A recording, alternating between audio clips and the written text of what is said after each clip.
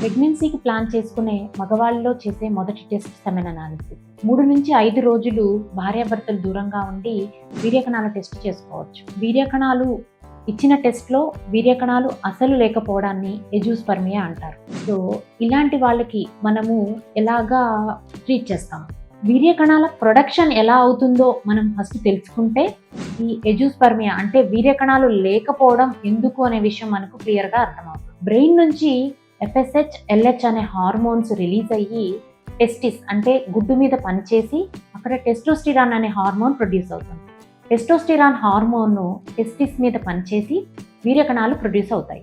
వీర్యకణాలు 3 నెలలు ప్రొడ్యూస్ అయిన తర్వాత 3 నెలలు అంగం ద్వారా మెచ్యూర్ అయ్యి భార్యాభర్తలు కలిసినప్పుడు అంగం ద్వారా బయటకు వస్తాయి. ఇక్కడ మనకి ఎజూస్పర్మియా అంటే కణాలు లేకపోవడం ఎందుకు అంటే 3 రకాలుగా దీన్ని మనం డివైడ్ చేయొచ్చు. ఒకటి బ్రెయిన్ నుంచి వచ్చే FSH, LH అనే హార్మోన్ ప్రాబ్లం వలన, రెండవది టెస్టిస్లో ప్రొడక్షన్ ప్రాబ్లం వలన, మూడవది టెస్టిస్లో ప్రొడ్యూస్ అయిన తర్వాత బయటకు వచ్చే మార్గంలో ఏదైనా అడ్డంకి ఉండడం వలన మనకి వీర్యకణాల టెస్ట్ చేసినప్పుడు వీర్యకణాలు కనిపించవు.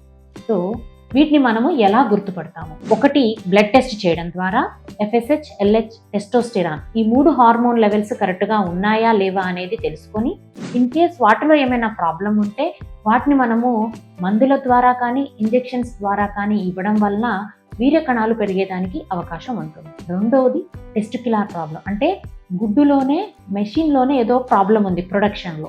అలాంటప్పుడు మనము టీజా అనే ఆపరేషన్ చేయడం ద్వారా ఒక చిన్న సూది మత్తిచ్చి టెస్టిస్లో ఒక చిన్న సూది వేసి అసలు అక్కడ ప్రొడక్షన్ ఉందా లేదా, ఉంది అనుకుంటే ఆ వీర్యకణాలని మనము టెస్ట్ ట్యూబ్ బేబీ ద్వారా ప్రెగ్నెన్సీ పొందేదానికి అవకాశం ఉంటుంది.